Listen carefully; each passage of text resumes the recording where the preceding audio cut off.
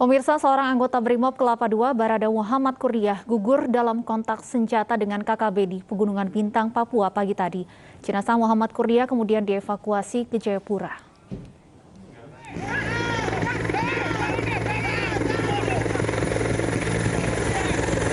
Inilah proses evakuasi jenazah Barada Muhammad Kurniah yang gugur dalam kontak senjata dengan kelompok KKB Ngalum Kupel pimpinan Lamek Taplo. Jenazah Muhammad Kurniah dievakuasi dari Kiwirok ke Oksibil menggunakan helikopter, kemudian diterbangkan ke Jayapura. Jenazah lalu akan dibawa ke tempat kelahirannya di Aceh. 16 telah mendarat di Bandara Kiwirok helikopter Polri yang diterbangkan dari Bandara Oksibil untuk mengevakuasi jenazah. Dan pada pukul 07.43 heli berhasil mendarat di Bandara Oksibil. Selanjutnya jenazah kita semayamkan di RSUD Oksibil dan pada pukul 09.45 jenazah kita terbangkan ke Jayapura. Muhammad Kurniah yang merupakan anggota Brimob Kelapa II gugur akibat ditembak KKB di sekitar bagian lengan kanan pagi tadi di depan Mapolsek Kiwirok Pegunungan Bintang, Papua. Baku tembak berawal pada pukul 4.50 dan Muhammad Kurniah dilaporkan meninggal dunia pada pukul 5.15 waktu Indonesia Timur. Dari Pegunungan Bintang, Papua, Omega Badkorum Bawa, iNews melaporkan.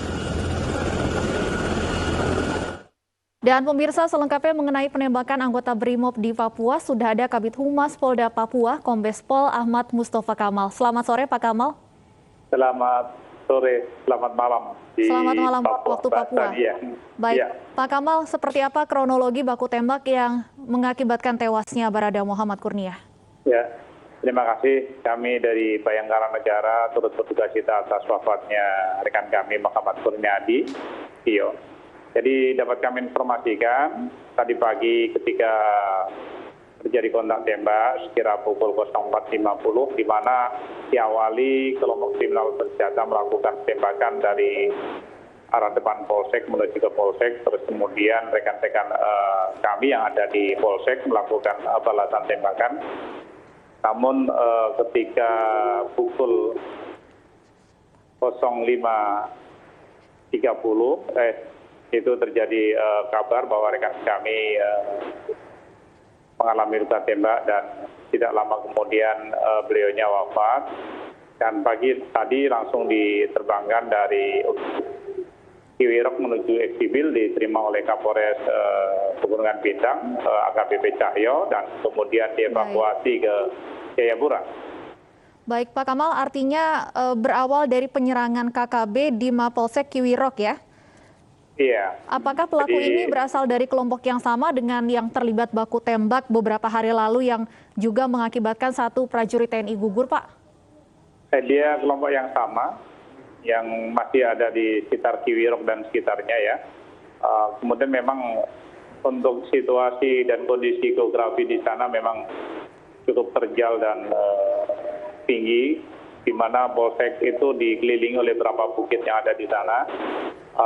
Termasuk beberapa letak kota-kota atau bangunan pemerintah yang ada di distrik. Jadi ketika terjadi kontak tembak ini rekan-rekan kami memang berupaya untuk mendekat dari sisi kanan maupun kiri untuk di mana posisi kelompok kriminal bersenjata di ketinggian. Baik, Pak Kamal, apakah sudah diketahui berapa sebenarnya kekuatan atau jumlah anggota KKB di sana?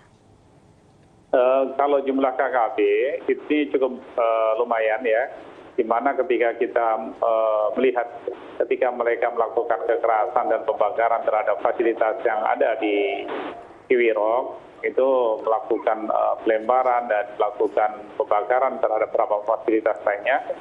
Ya, itu cukup banyak, namun beberapa orang yang membawa pucuk senjata api.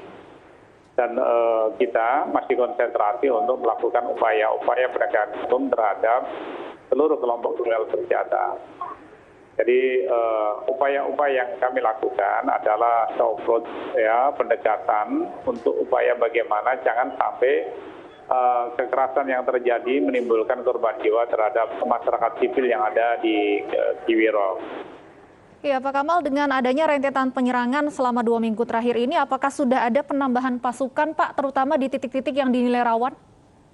Jadi termasuk almarhum ini kan baru 2-3 hari yang lalu tiba di Kiwirok ya untuk memberikan penguatan kepada rekan-rekan kami yang ada di Polsek, di Koramil, kemudian pembatas antara PNJ dan Republik Indonesia.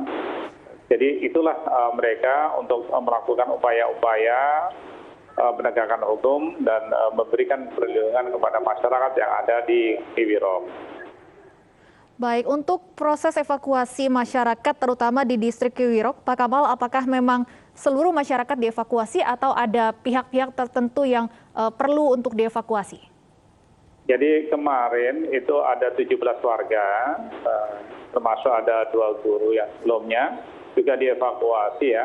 Terus kemudian tim Nakes yang bersama dengan rekan-rekan atau evakuasi pada 2 minggu yang lalu, Kamis ya, itu sudah dapat dievakuasi. Jadi kemarin setelah tiba di Oksibil, kemudian dilakukan pengecekan kesehatan, kemudian dilakukan trauma healing oleh rekan-rekan adik-adik Poluang dan Bayangkari yang ada di Oksibil.